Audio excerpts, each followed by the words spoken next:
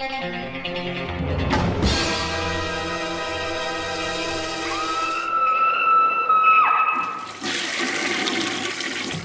guys, what's up? This is week 51. I have some reviews for you and a Q&A and drawing and whatnot, the same usual stuff. Let me hop right into this. The first one I will be reviewing is Moonchild from Cult Epics. Yeah, I was interested in this one because it was directed by the guy who did In a Glass Cage and Black Bread, and those are both really good movies, really artsy. And Moonchild, this is actually based off source material made by Aleister Crowley, the famed occultist and, just kind of strange character. This was made in '89, and it's a fantasy movie from Spain. I put this in, and I was a little taken back. It looks gorgeous. It's one of those movies where if you take any frame, it's pretty much... could be, its own work of art. It follows the story of this young kid who believes he is this chosen moonchild, and he has like light telekinesis. They put him in this gifted school. The plot sounds a lot like X-Men, right?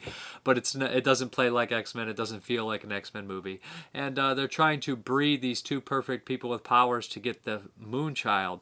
And I'm not really sure what the moonchild is supposed to do. It's a very strange mythology. It's very bizarre, and it's a little inept, to be honest. The first half of the movie takes place in the school, and it's really cold and kind of white, and it just feels like a prison. And the second half of the movie, the character David escapes with a couple other people, the people they're trying to breed to make this super child, and he believes he already is a super child, so it's so strange. He escapes into this desert area, so it's like yellow and warm, and it starts setting up these circumstances for this possibility to play out for him to become this moonchild. And even at the end of the movie, you're not sure exactly. It leaves a little perplexed, but it leaves you thinking, maybe not. And I kind of like that about the movie, but it runs nearly 2 hours long, and the mythology is rich and thick, but it's a little underexplored. It left me kind of confused, to be honest, and the scenes kind of stumble into each other in like a dreamlike logic, and I usually love that kind of stuff with Italian cinema and stuff, but this one, it just didn't do much for me. It kind of confused me, and it left me so lost at times that it felt like a chore to watch it. It's a gorgeous looking movie, and I think upon multiple viewings, you might get more out of it. On the disc itself, there's an interview with the director and a trailer, and the score's by Dead Can Dance, which is I think it's Dead Can Dance. They're kind of a famous band, and it sounds good and it looks good, but it's just one of these movies that's definitely an acquired taste. The director is very unique and very different, and he does push boundaries in this and not seem to limit himself anywhere. But this is a strange fantasy movie that, at first glance, like the plot, you're like, is this like a Marvel movie? It is nothing like one. It's just a super unique movie that I didn't necessarily understand 100%, and maybe that's the intention. Maybe I missed some of the mythology, but it's very confusing and very bizarre. And the child, throughout the entire movie, he's just walking around, his mouth is constantly agape. His teeth are in nearly every scene. Just, I'm not sure how I personally felt about the movie, but I didn't love it, is what I should say. I was really, really, really iffy on it, but I think that if somebody watches the trailer and says, I have to see that, I think that they will enjoy it. It's a good-looking movie, and the release is nice, but it's just not something that interested me for some reason. It just lost me.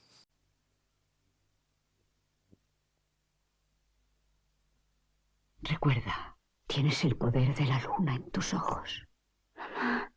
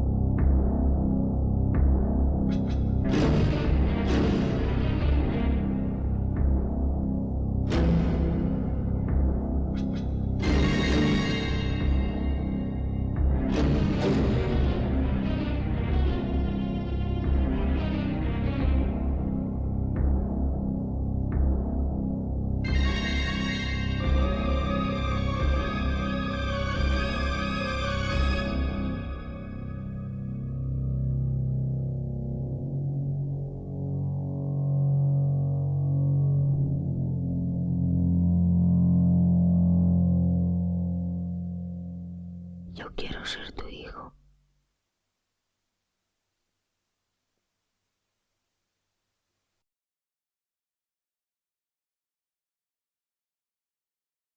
Okay, the next one here is 2000 Maniacs with Moonshine Mountain. You guys know how I feel about H.G. Lewis. These are Herschell Gordon Lewis movies. This is part of the Blood trilogy. And I'm going to say this one. 2000 Maniacs has been my favorite Herschell Gordon Lewis movie thus far. The plot of 2000 Maniacs is actually a really good one. His setup is really good in this one, and some of the ideas are really great as well. Execution, okay, for once. It had a bigger budget than a lot of the other ones, and it seems like they set out to actually try to make a halfway decent movie this time, and it shows. We have the plot of this southern town. I can't remember what it's, a Pleasant Valley, and any northerners that come through, they tell them they're having their centennial this year, and they're their honored guest, and they want to show them some southern hospitality. Come to find out, there's a couple twists and turns, but these are not good people. I love the twists in this, and they have them all planned out in like carnival-style deaths. It was remade years later by Tim Sullivan, and it's gory and has Robert Englund in it, and it's ridiculous as well. But the mayor in this movie, the guy who plays the mayor, is a blast. He's larger than life, and the acting all around is a little bit better. There's some real bad, weak spots, but there's some stronger points than usual for Lewis movies. The print looks all right. There is some damage. These are old movies. 65, so there you go. But I don't want to give away exactly what's going on here, but I'm sure if you read much about it, it'll give it away. The town's it's one of these crazy type deals where the whole town's nuts. I don't want to give away their whole stick, but they keep talking about a centennial, and they want to punish the Yankees, if that gives you some hints. But enjoyable, not perfect, has some messes. The deaths are fairly graphic for and the idea that their ideas how to kill them are even more repulsive. But they back in '65 it just couldn't be done like it could in the '80s. But it's a fairly good setup, and the acting's better. It's a huge improvement on a lot of his movies. It's all right. I kind of enjoyed this one. Moonshine Mountain is one of these deals, the Moonshine movies where you're making a still, yada, yada, yada, exploitation style. We have this, folk singer, and he wants to go down south and get some more material. So he's this kind of a, straight-laced guy, and he goes down south and immediately taken advantage of. But he finds a group of people that he can relate to. He starts playing music with them, and they stumble upon, somebody. They're working on a still. Everybody's on the still, and they stumble across this weird kind of a crime going on, and somebody involved with the still and the baddie, and all sorts of hijinks ensue. And it gets fairly violent at the end, which is kind of surprising because the movie's so lighthearted and silly. For both these movies, they both have a lot of musical pieces in them. In fact, they're kind of musicals. And the best part of Moonshine Mountain is definitely the music. It's fun. If you like that kind of stuff too, if you like that southern kind of folk or whatever it is, or bluegrass, it's kind of cool. I enjoy the music in the movie. I think that those are the most fun parts. It's exploitation, but not good exploitation like Gator Bait. It's okay. As far as 2000 Maniacs is also exploitation. But Moonshine Mountain is much more damaged print. Looks pretty rough, to be honest. There's lots of patches where they couldn't restore scenes. And it jumps in and out. I think that Arrow did the best they could. There's a commentary with Herschell Gordon Lewis, and there's some interviews on here with Fred Olen Ray, Herschell Gordon Lewis, and who else is on there? Tim Sullivan. So it's a nice release if you like these kind of movies. It's a huge improvement to me on Blood Feast and The Gruesome Twosome, especially The Gruesome Twosome. But 2000 Maniacs, it has some fun moments, and both are really goofy. The second one tonally feels lighthearted at first and then gets a little dark at the end, and it's kind of just like, I don't know what you're doing. But give 2000 Maniacs a spin, especially it's very creative for what it was and inspired a lot of movies, you can tell. So he definitely has a place in history.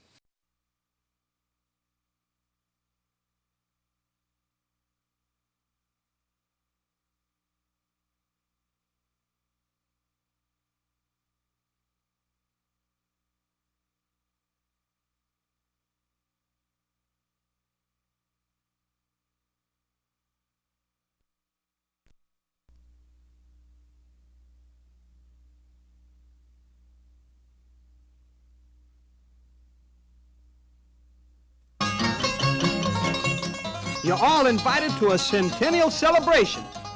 What they were celebrating wasn't important, and it sounded like a heap of fun until 2,000 maniacs, crazed for carnage, started bathing an entire town in pulsing human blood.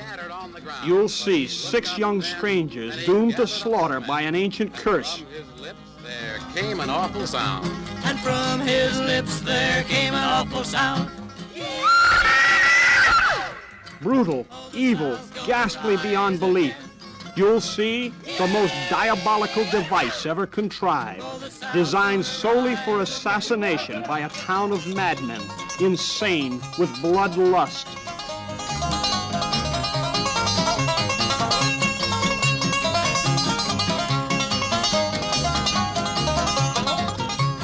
Stonewall took a gun and he made the Yankees run, but he 2,000 maniacs, gruesomely stained in blood color.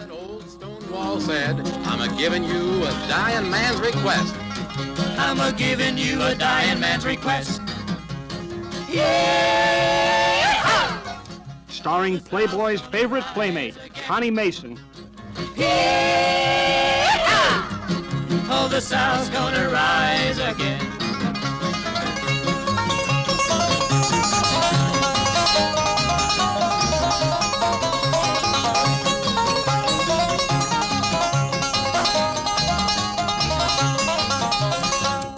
Okay, guys, the next one here is from Artsploitation. It is The Devil Lives Here. Yeah, this one I believe is, I think it's Spanish, to be honest, or like South American horror film. I can't necessarily remember. I want to say it's Brazilian, actually. But on the cover it says, you know, mythology, Candyman, like kind of storyline. And this one, again, has a very strange mythology. I don't even know how to get into this mythology. It involves slavery and bees. That's all I can necessarily say. But something happened to this kind of I guess I'll say royal slave family. They were enslaved and they were kind of considered royalty. Something happened to the son. He was killed by this horrible slave owner after he impregnated the guy's mother. And we fast forward to modern times, and it seems that there's these kids that know the story. It's a local myth around here, and somebody has to do something every year to keep on a certain, a day. So it will stop this unborn child who was murdered from coming back to life and seeping into the real world. But this one kid wants to do it. He's always talked about it, and the guy who used to come do it himself, he died. So there's no one there to do it. The kid doesn't want to necessarily do what he did. He wants to free this baby, free this soul, while the other guy was keeping it entrapped in this house. But the guy who passed away's kids show up, and they want to continue keeping this baby and keeping these spirits at bay. So that's the plot here, and it gets really weird and really different. And again, the mythology is there. It's thick, it's huge, but it's very confusing and very complicated. And I'm sure that the director and the writer know what's going on, but it doesn't necessarily always translate through. And there's some genuine creepy moments. There's some fairly violent scenes in here. And the movie is short, and there's a couple of characters that I actually really enjoyed. But besides that, I'm not necessarily really strong on the movie. I think it's a solid. I think it's fair. I think it creates some genuine scary moments and kind of a new mythology or a new monster that not many people have seen. It involves like possessions, and it has these crazy death scenes in here that you don't really see coming, how people die a couple times in here for sure. But there's some graphic moments. I really didn't particularly care for the main baddie. I thought he was kind of weak compared to, how good everyone else looked stylistically. But it's an interesting movie. I think it has some nice moments that people will enjoy. And I think it's worth a look. Just don't get your hopes up too much because, like I said, it doesn't dive into the mythology again enough to... I don't need everything explained to me, but I think that there is some lapse in here that could be explored a little bit better. And I usually don't feel that way about stuff, but I feel like that way about Moonshine too, so maybe I've just had like a dummy week or something. But that's The Devil Lives Here. And yeah, it's interesting kind of, ghost horror possession slasher.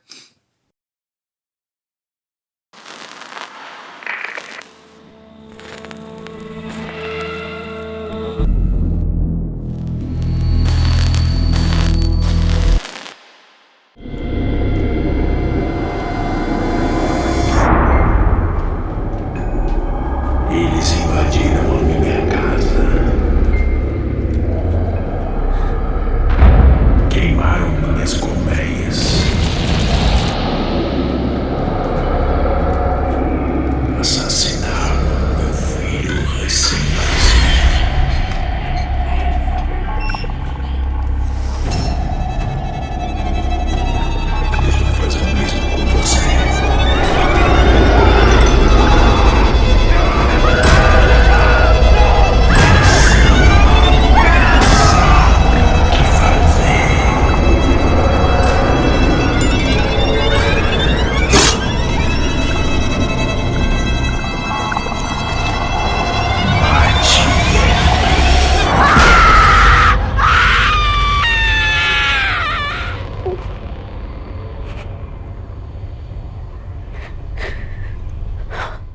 The next one here is the Violence movie. This is a real odd release here, to be honest. This is an MVD one, and these are two old shot-on-video movies made by fans in the 80s, inspired by Friday the 13th, Halloween, and Nightmare on Elm Street, and a bunch of action movies. They're very short. One is 9, and one is like 10, and one is 15 minutes. And they have been, kind of fixed up by the director, some digital effects or some reshoots added in and some other things, and fixed credits and stuff like that. No digital effects, but yeah. So we have here is probably in their mid-teens that went out and made a couple of these things, and it kind of captures the time in the late 80s of what was going on, how popular these movies were. In fact, are they good? Absolutely not. But if you have half as much fun as these guys made making them and rewatching them on the commentary, you'll do okay. The first one, like I said, they're basically the same movie. A killer escapes, and he attacks this kid. They're filled with errors. They're filled with ridiculousness, but they obviously do a lot of dangerous things they had no business doing. They get on top of the roof fighting, and they're dragging people by cars, even if it looks horribly fake, and they break hundreds of copyright laws by putting a Freddy Krueger mask on, by all sorts of things like that, basically ripping the plot of Halloween. But I think that some people will get a kick out of it. It's strange that it has like this nice deluxe release, and it actually has soundtrack by Harry Manfredini from Friday the 13th, obviously. But they went all out and they put a lot to this release, which kind of it's just so weird why it's released, to be honest. I can see that they had a great time making it. There's commentaries on both movies, and then there's the Lost movie that they never finished, and you could tell they have a lot of problems. And then there's some interviews with the director and the filmmakers, and they seem to know what they were making back then, and they're laughing at it even as kids. So it's not necessarily something that I truly love. They did have a lot of heart, and they did have a lot of guts, and they did it like knowing that what it was, but also trying their best at the same time. And they're looking back at it, kind of laughing at it, and just they put a lot of hard work into it. But it's not necessarily something that needs to be seen. But it also shows you a nice little piece of somebody's home movies and that went out and made a movie. Like I said, some of it's absolute nonsense. Most of it is absolute nonsense. But if you've ever seen these before, I don't know if they ever got a proper release. Maybe just kind of drifted around on bootleg to bootleg. But there's two of them, and like I said, they say that they should have called the second one the action movie. They're all over the disc, and like I said before, if you have even a small amount of the fun that they had recording the commentaries while watching these, you'll enjoy yourselves.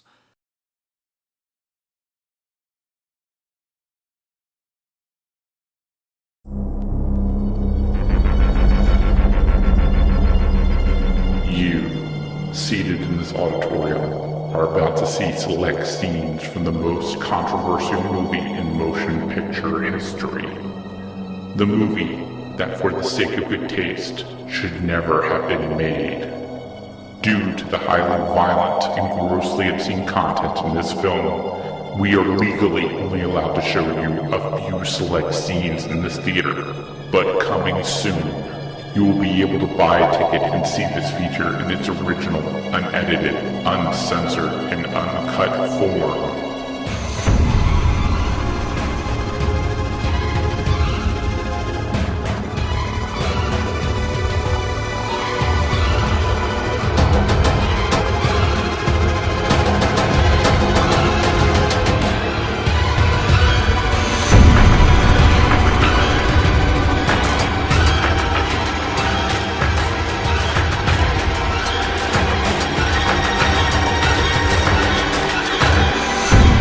Ladies and gentlemen seated in this theater tonight, prepare yourself for a movie so violent, legally, we can only call it the Violence Movie.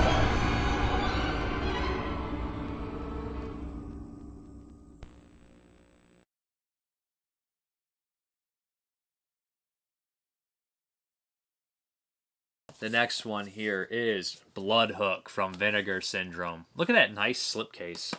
Now this one, this was distributed by Trauma for years, and I had never seen this movie. I've had it on the old releases and whatnot, but yeah, Vinegar Syndrome. They remastered this thing to make it look like, treated it like a Criterion release. It looks great. Bloodhook is a a fisherman slasher. The guy kills people with a fishing pole and he hooks them and kills them. It runs at nearly an hour and 45 or 50 minutes. I can't remember. That's way too long for this. Now, saying that, I love the location. I love, the tone of the movie is definitely aware, but it never crosses the line. And it has goofy, crazy characters, but most of them are playing it straight. It never crosses the line where it's saying, isn't this crap? It never hates its own source material. It enjoys it, and it's going to make something that they think is funny, but also play it straight enough to where it doesn't suck. What happens here is this group of kids, they want to go back, similar to Demon Wind, that the kid wants to go back. His grandfather died in mysterious circumstances. He witnessed it at this cabin that his family owns, and he wants to go back and kind of, dig into reasons and why and take his friends and have a fishing trip. Meanwhile, what's going on is this thing called Muskie Madness. Everybody's out to catch the biggest muskie to win a $5,000 prize. So he adds in all these weird zany characters, including asshole dad with his annoying family, cheating guy who's a complete and utter dick, real crazy old man with a hearing aid who used to work for the guy's grandfather. And the weird bait guy. There's just so many weird characters in this movie, and just bizarre people. It's like these small town mentality meets a lot of these 80s kids that show up, and a lot of the 80s kids are stereotypes too, but they have a fun stereotype in here which I don't typically see. One of the kids just really loves fishing and he wants to fish, and I'm like, that kind of reminds me of like a friend I would know growing up back, because we used to go to the islands and go camping and stuff like that, and I was like, now there's a stereotype that I actually know growing up. But yeah, it looks great, to be honest. They did some real great work. And the location helps, too, because it's on a lake. There's lots of beautiful shots of trees. It's not really horrifically gory film, but there is moments of it. Some of the special effects look okay. Some look really dated. But it's just a bizarre, weird movie that I think if you got a group of friends together and had a couple drinks with it, I think you'd really enjoy it. I think if I watched it again, I'd enjoy it more. And what trips the killer off is absolutely ridiculous. His motives are insane, almost as insane as the plot of the movie. But there's a fairly decent body count in the movie. Like I said. And there's also a Vietnam vet character that's so ridiculous, but he's also great at the same time.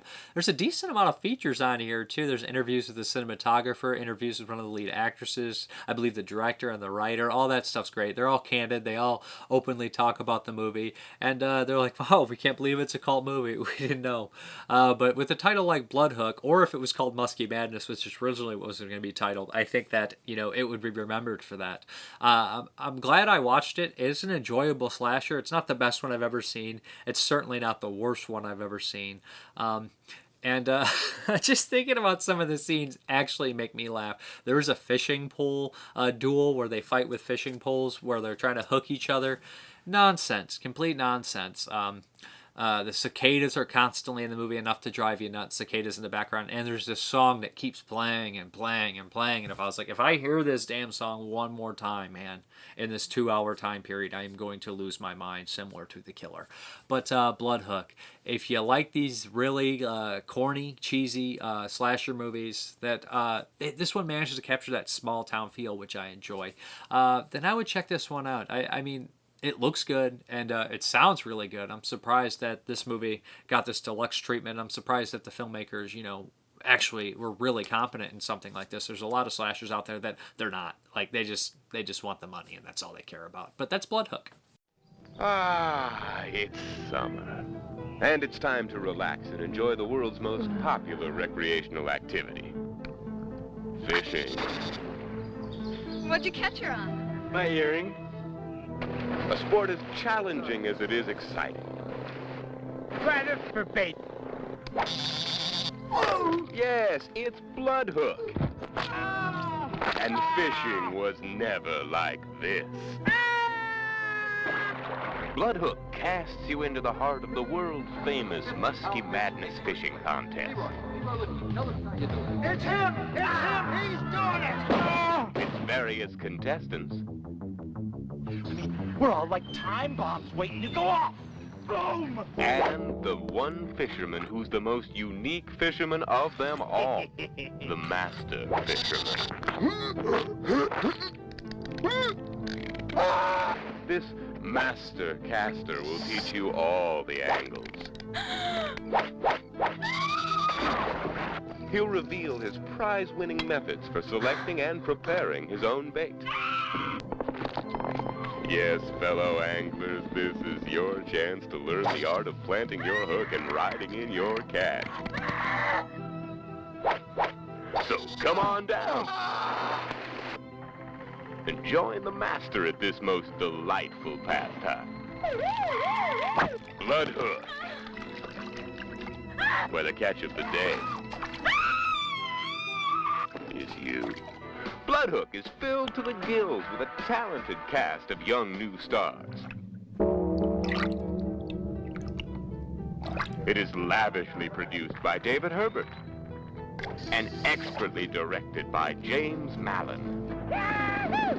See Bloodhook and learn all the tricks for catching even the most elusive species. And more. So pack up your gear and get ready for a most unusual fishing expedition. Bloodhook. You can't worm your way out of this one. See Bloodhook. Fishing was never like this. Fishing is rude. Next up is the Weekly Western. Let's go.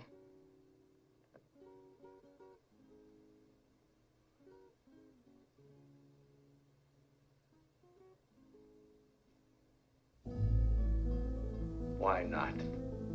Fill your hand, you son of a bitch! Say when.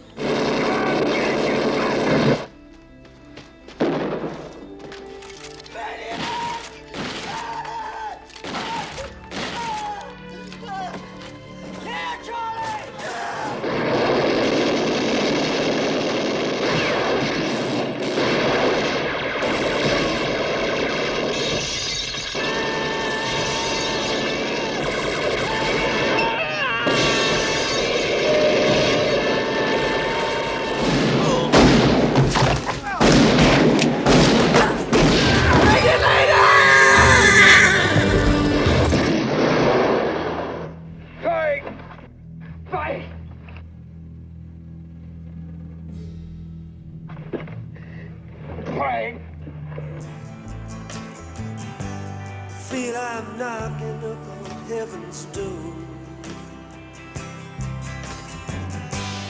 Knock, knock, knocking on heaven's door. Hey, Kitty, you bastard! It's you and I!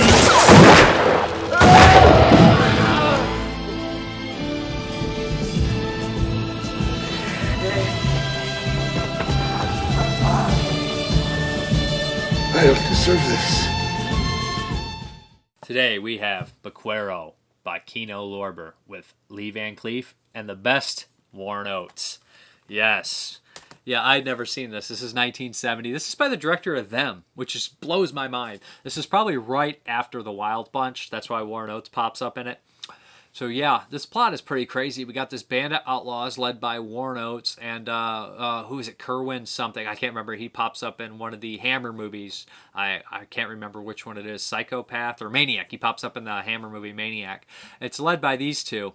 And they basically are going to ransack this town, steal all the rifles, hop back on the Mexican border, and fight a revolution. They stole a bunch of money as too. They destroyed this town, and they want to use this barge. But it's Lee Van Cleef's barge, and he's not one to be messed with. He's not giving up his barge. So what happens is after the gang ransacks and kills everybody in this town, they're coming towards this town, and they want to use the barge. Lee Van Cleef catches on, and he moves the barge to the other side. And they have this standoff where they go back and forth, and every once in a while there's moments of action in the movie. The opening of this movie is action-packed, and it's great, and it sets up Warren Oates as a true, scary, mean, unstoppable force. He is a... He doesn't typically play such a vile villain. I mean, he's never a great guy, really. I mean, if you look at Stripes, he's not a bad guy or stuff like that, or a hired hand. But when you look at a lot of stuff like The Wild Bunch or Bring Me the Head of Alfredo Garcia, he's not necessarily a good guy, but never an outright villain. And this one, I would say he's a villain. There's a moment where they're slaughtering the town, and he had just got done with a prostitute. And she hears the gunshots, and she's like, "Am I going to see you again?" And Warren Oates' response there is something that only a true villain would do. I don't want to spoil it, but it happens a couple of times times in here. And the way it cuts is just works very effectively instead of showing what happens. But you know what happens. A sound's all you need. But there's a lot of good baddies in this one, which I loved. A lot of unique looks pops up. There's some familiar faces that people will recognize. I can't think of the guy's name. John David Rise or something like that. He pops up in Major Dundee and Ride the High Country with Warrant Oates, both with Warrant Oates. And yeah, he plays his brother in Ride the High Country. He's one of the brothers of the, I can't remember the family's clan's name. But yeah, he pops up in this.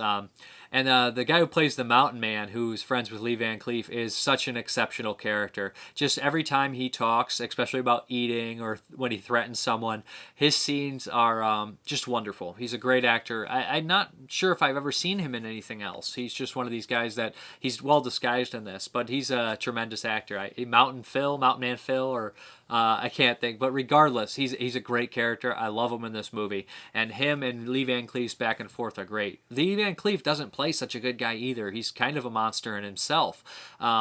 He takes advantage of this woman who needs her husband back, also the lady from Ride the High Country. So there's 3 people from Ride the High Country in this movie, but yeah, he's just not necessarily a good guy. He's very short and abrasive and scary, but he's got this charm about him, I guess. And the way the girl says about him is like, you'll just be an old relic that they write as a hero, but really he's a bastard. And that's pretty much what he is.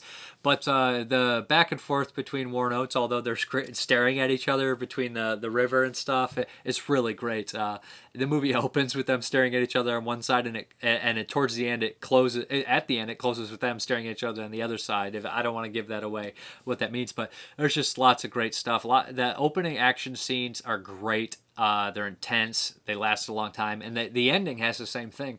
And when you look at the styles, a lot of the stuff these guys are wearing, you can tell that more modern westerns picked the thing. Like it's almost like the cowboys in Tombstone were like, man, I want to look like Warrant Oates from this movie. I want to look like that. They kind of have a visually appealing look, like they all stand out and they're all unique and different. And I really like that. Although it does drag a little bit in the middle, the Mountain Man Phil makes up for it because all his dialogue every second he's on screen is lovely, and his interactions with the John David character are really funny. There's some really funny moments in here. Warrant Oates gives a good performance, a very intense performance. He goes nuts in this kind of. You get a little bit of backstory in his who he is and why he's in power here, but just almost a manic depressive kind of thing going on with Warrant Oates in this. He's pretty intense, pretty scary, but a unique movie. I really liked it. I thought it was a damn good movie, and probably the best one I watched this week, to be honest. That's Barquero, Weekly Western. I'd recommend checking it out. If Kino has one of these sales and you see it on there, I'd grab it. It's good stuff, and I like the water location for a Western. Cool stuff. I'll wipe you out! I'll kill every last one of you! No trickle of water's gonna stop me, do you hear me? I'll damn the stinking river with your bodies! These people owe their lives to a man called Travis. They don't know where he came from or why he stays. They only know he owns the barge, so he owns the river.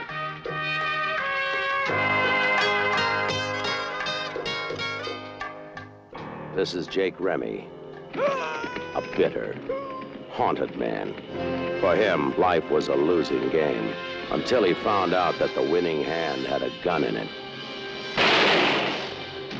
Marquette is the brains behind Remy's gang. He is also a man of few words. Bonjour, messieurs. Together, Remy and Marquette managed to get a lot done. Now all that stood between Remy and an empire was the river, the Barquero, and a giant mountain man named Phil. Now you take me. I mean, in my time, I have had everything that crawled, wriggled. A man of simple tastes and friendly persuasion. Come on. No, wait! Hey, ain't Cal? Who's that? That's me. Happy. You ain't Cal. I'll bet you ain't happy.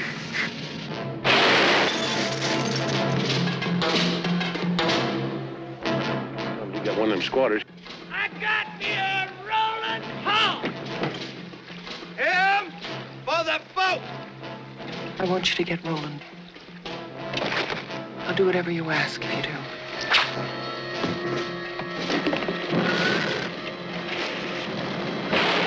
No matter how you looked at it, the river was going to run a little deeper and a lot redder before this day was over. Now!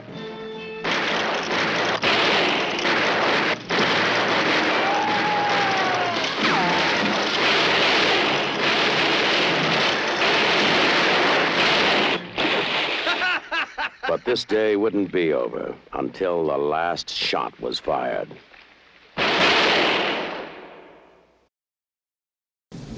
Deserves got nothing to do with it.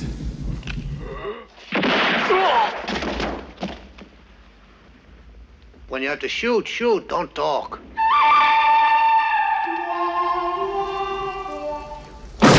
Okay, the pick of the week is, I bought the 4-pack here, but I had it for years and didn't watch it. It's Vicious Lips. I believe that James Grimmer picked this one. Yeah, and I don't have the Blu-ray. Sorry, it's an Albert Poon movie. I put this in, and I was like, man, this feels like something like Streets of Fire in space. And I was like, this is going to be cool. And then about 5 minutes in, I realized the editing felt like it was very, very sporadic and crazy. And I was like, this editing is going to give me a seizure. Like, it's going over the band, and it would cut really fast, all these things. And I was like, okay, I can get around this. And the music's blaring. It feels like something like Streets of Fire, the soundtrack. I was like, this is like a poor Steinman music or something like that. But I was enjoying it. And the movie starts off so fun and so cool, a space like music opera thing, and I was like, I'm in. We have this girl band, and their lead singer dies. They bring in a new girl who has a wonderful voice, and they say, you're in the band. There's this person that kind of rules the galaxy or whatever, kind of like Rock and Roll, or Phantom of Paradise, where they want this certain voice, and they say, I want this band to play here, and they're on their way there as quick as they can get it. They steal a ship that is bringing a prisoner, some sort of monster man, with them. And, of course, the ship crashes. The prisoner is hidden in the back. They don't know about it. He's supposedly murdered 5,000 women. And that's when the movie just basically goes down to molasses pace. It stops completely. And we're like 25 minutes into the movie, an hour and 20-minute movie. It completely stops. And there are scenes that drag on for minutes. I'm not kidding. Where one of the girls thinks she's going to open the door to see what's in there. Literally 10-minute scene of the movie. And a lot of it's just a monster like, standing by the door. And I'm like, are you guys kidding me? And you can tell something happened in this movie where they completely ran out of money, or they ran out of money like 75% of the thing, and they had to pad the rest of the movie in with footage they already had. The ADR with the monster doesn't even match up. He's just like this, and then it's like, I don't know. It's almost like he didn't have enough money to finish it, so he just said, screw it, let's make a joke out of it. The characters start to argue with each other all the time, like they've known each other for years and years. I mean, with the new lead singer, they don't know her. It's strange. It's weird. There's lots of petty drama. And then there's lots of sex comedy stuff in the desert, because they crash landed on a desert planet with their manager, who's a really annoying character, where these two girls come out and they're like basically nude. And it's like a mirage. You don't know if it's a mirage. You don't care. It's just nonsense. But there's lots of nudity there. As it progresses, the lead singer starts to also hallucinate, and you realize this planet might have something strange with the hallucinations. And there's these weird ghouls running around, and you're thinking, okay, monster chasing her, ghoul, everything looks surreal. This might get cool again. But no, they fail that too. There's no fight scenes. There's nothing there to dive into. And after a minute, after a while, towards the end, it crashes and it does something completely unforgivable. But the movie at that point had lost me so bad that when they do it, it actually makes it funny, to the point where I said, are you kidding me? And this character pops in, this animal man, and I don't want to spoil it. I probably am going to spoil it regardless of what I say here, so stop listening.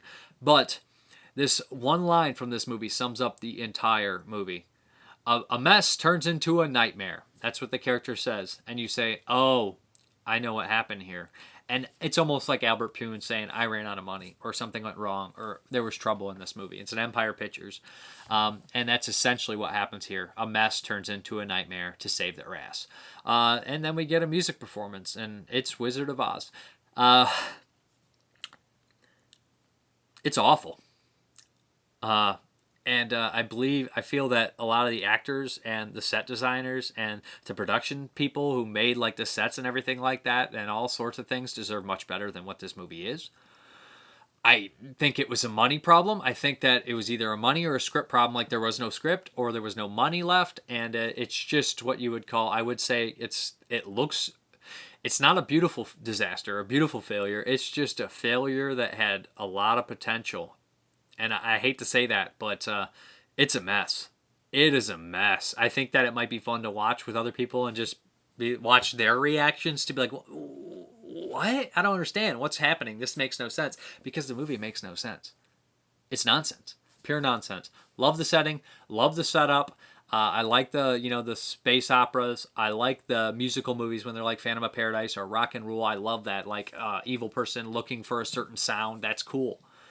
It's like a bad space opera and a bad music thing, and it just doesn't make any sense. And if the movie was 90% of the Aardvark Man, if you've seen it, you'll know what I'm talking about, I would enjoy it a lot more. And some of the special effects don't seem bad. I just don't know why they didn't go anywhere with it. Like, they show nudity. When you have these monsters in the setup, he's just like, do some kills, do some gore, do something. There's just nothing. I know it's a sci-fi movie, but it's set up lots of cool things, and it didn't deliver on any of them.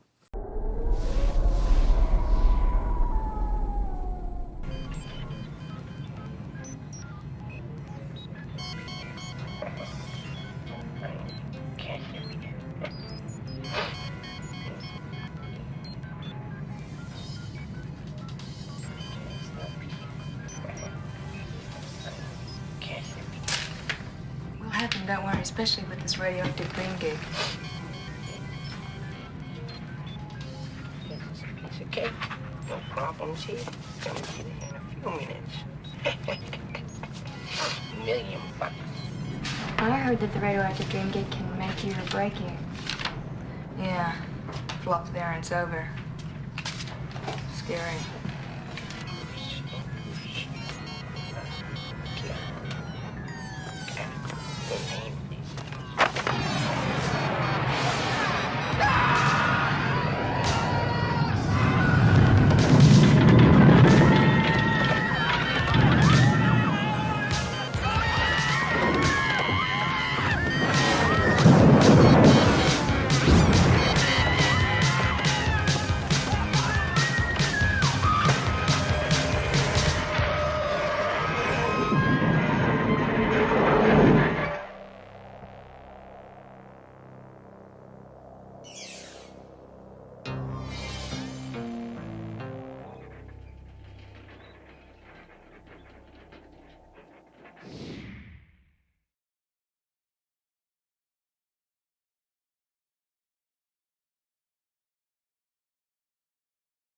Okay, let's get into the pick a movie. You guys know how to enter. Like, again, if you entered and you didn't get picked, I threw your name back in. So that's how I'm going to do it.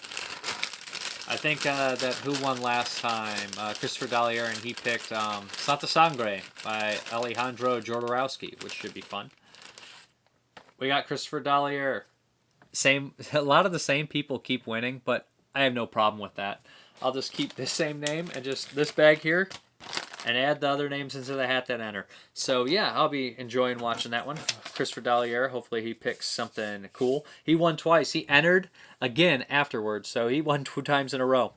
And I don't really care because, like I said, I'll enter you guys as many. You know, I usually have an average of like 5 to 8 people to enter. So, you know, I appreciate if you guys enter. It's always fun for me too. And if you guys want to pick something that you don't think I would normally review, I'm cool with that too. We have some questions here. Skip, in Disgusting Paying Up, Skip produced one of the shorts I was in. He sent me a question. In discussing paying up with a friend, he believed that it was not true horror without supernatural elements. For example, he suggested that the cult woman after the communion suddenly give birth to odd creature who run up to Justin character and call him daddy. I told him that was a cool idea, but that horror based on human behavior is more disturbing, and that supernatural occurrences in CGI are overused in modern horror. Frankenstein, for example, is not supernatural, but a major scientific achievement turned amok. What is your opinion? Well, anyways, Frankenstein is science fiction horror. It's not just science turned amok. I would say that's science fiction, and I'd say horror and science fiction sometimes go together a lot. A lot of countries say fantasy, so horror and science fiction are all in like the same kind of deal. I would say that that's incorrect, and I would say that the argument that only horror is supernatural is kind of nonsensical. I mean, because it flirts with the line of supernatural all the time and surreal, and it's all almost subjective too. What is horror? What scares somebody? I mean, nothing's scarier than losing your mind and not knowing what's real or not. Those are true horrors.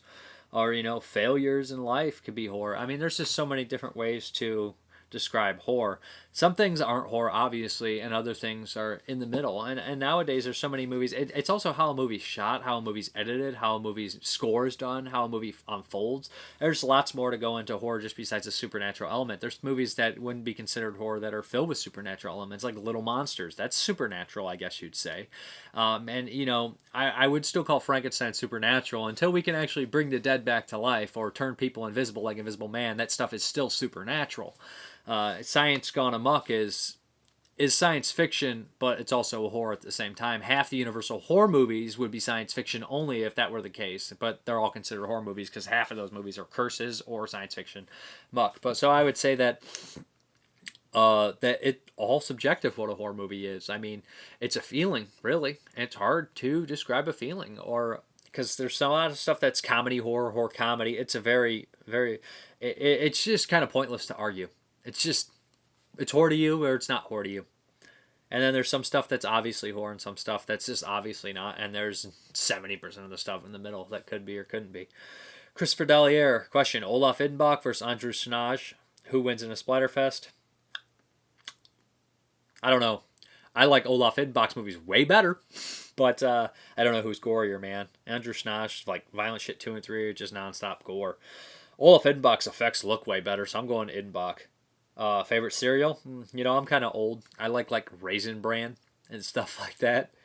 Maybe one of the special Raisin Brans or something like, what's the one with clusters or something like that? Not Raisin Bran Crunch, but there's like Honey Bunches of Oats, stuff like that. I'm old. Nick, if George Romero was still with us and had Transformers Dead series into a TV show, would you watch it? I'd watch anything George Romero made, period. You reviewed My Friend Dahmer. Did you see Dahmer starring Jeffrey Renner? If so, your thoughts? I really enjoyed that one, actually. I thought it was pretty good. I thought it was one of the better serial killer movies I've seen in a while. If something tragic, terrible happened in your life, would you ever sell the rights to a movie studio? How much money? Like the $1 Million Man said, everybody has a price. See, I don't really mind being portrayed negatively if the movie like portrays me poorly or me incorrectly. I'm like, oh well, I can live with it. But I would hate to sell the rights to my life and then portray somebody that I knew or loved completely inaccurate that was dead or something like that. And I'd be like, I'm responsible for them portraying this person like shit. And other people being like, man, that's not how they were. And every time somebody sees it that knew that person just gets sick. So it depends the situation. It's all circumstantial. Ben Miller, did you ever happen to catch those scariest movie moments on television, like the 100 scariest movie moments, 30 even scarier movie moments, and 13 scarier movie moments? From what I remember, they actually were kind of cool, inclusive enough to even list 2 Fulci films and 1 Argento. That is pretty cool. I think I probably saw glimpses of them, but they're not ringing a bell. I remember that stuff would be on like AMC or stuff like that sometimes when I was younger. Michael Woodward, have you ever seen a film called Highway of Heartache, directed by Gregory Wilde? I have not. And then he goes on to talk about that it's pretty good and different and hard to find, but I have not seen that. I'll look into it. I really appreciate you guys watching everything. Let's get into the Q&A and asking the question. If you want to ask questions, go to Screaming Toilet or on YouTube or whatever, and I'll answer it in the next video. Yeah, let's hop into the update. Hey guys, here is the update. Here's from the Arrow sale. I got The Fury by Brian De Palma with John Cassavetes. It's been a long time since I've seen it. It's not too long, probably at least 4 or 5 years, but I remember liking it. I've not seen the Arrow release, so this should be nice. I have a Vudu. It's on Vudu in HD, but cool movie. Then we got Rollerball from Arrow. James Caan. Not seen this. Always wanted to. It's been on my wish list for years. Got them both at a good price. That's all I got on the Arrow sale. We got 88 film sale. I had the DVD of this. This is Short Night of the Glass Dolls. It is a Giallo. Not seen it. It's got some nice transfers on there too. Look pretty cool. You know, I've not have seen... I have a few of the 88 ones, but I have not watched all of them, or too many of them. A Blade in the Dark. It's been a long time since I've seen this one. This is a Lamberto Bava movie. I remember, is this the one with Michaela Suave in it? Has a small role in it. Yeah, he popped up with so much stuff before he was directing. Tons of stuff. But yeah, Blade in the Dark. Been years since I've seen that one. Then we have Body Puzzle. Another, I believe, Giallo. Not seen this one. Another Bava, too. I believe I had... did Raro put this DVD out? I pretty much only import the stuff that doesn't have a Blu-ray release here. So, Antonio Marighetti one, 7 Deaths in a Cat's Eye. I love that cover art. And Antonio Marighetti did Naked You Die, Cannibal Apocalypse, Tiger Joe, Tornado. And he's done some cool movies, so never go wrong with him. Then we have The Bloodstained Shadow. Looks pretty cool. Another Giallo. Such good titles, guys. Again from 88 Films. And then we have Watch Me When I Kill. Another cool cover. I remember VCI did the DVD, and a lot of people did not care for that DVD. I never got a chance to watch it. But yeah, this is a 4K scan even, I think, on here, so that's damn cool. Yeah, 88 Films Italian collection. And we have a 3-film collection here. Van Damme. I didn't get the shout version of Cyborg, but I may. We got Cyborg, which I remember loving as a kid. Death Warrant, which I really enjoy. And Double Impact, which I liked as a kid, but I have not seen in years. That's a good price. It's dirt cheap. MGM 3-pack. I think it's on 3 separate discs. But yeah, old school Van Damme is awesome. Nightmares Come at Night. The Jess Franco movie from Redemption or... oh yeah, this is a Redemption title. You know, I've been picking up a lot of Franco lately. So, The Female Vampire. Another Franco movie. What's it say on here? I think it said also known as French with optional... I think there was a second movie on here. Extended erotic version. So yeah. And the... what does that say? The standard horror version. Erotic Hill. So yeah. Cool. And we have Burke Hare. Another Redemption. I'm intrigued by the story of Burke Hare, you know, robbing bodies for science projects and then eventually led them to murder. John Landis did a comedy version of that with Andy Serkis and Simon Pegg and, you know what, and Tim Curry. It's actually pretty funny, but no, not many people saw it, I don't think. Crimson with Paul Naschy, you know. Picked that up on Blu-ray. Grabbing some Naschy stuff after watching that Devil Incarnate, which I really liked last week. Inquisition, another Naschy from Mondo Macabro. I love what Mondo Macabro does. And then we got Suddenly in the Dark, which is another Mondo Macabro. This is a Japanese title, so yeah. Not seen this one. I know Derek from Cinema Apocalypse. What is it? Jeez, I can't think of the podcast, but he was on 22 Shots. He loves that movie. The Devastator. Yeah, it's the Code Red. This looks like nonsense. It's by the guy who did Striker and a bunch of other post-apocalyptic movies. Guy did like 50 movies, so it looks fun. Good price on it. We got Nightfall, which I think is another kind of post-apocalyptic movie. Not seen it. Again, a Code Red. They had it for like $12 shipped at the Dark Force website, so I jumped on it. And last DVD, it is The Last Grenade with Stanley Baker, Alex Cord, Richard Attenborough. That's pretty damn cool, huh? DVD here for Scorpion, The Last Grenade. Love the green case. It's one of the Scorpions I wanted, but I never got a chance to grab. But yeah, thank you guys very much for watching, and back to the video. Thank you guys very much for watching, and as always, you guys have a good one.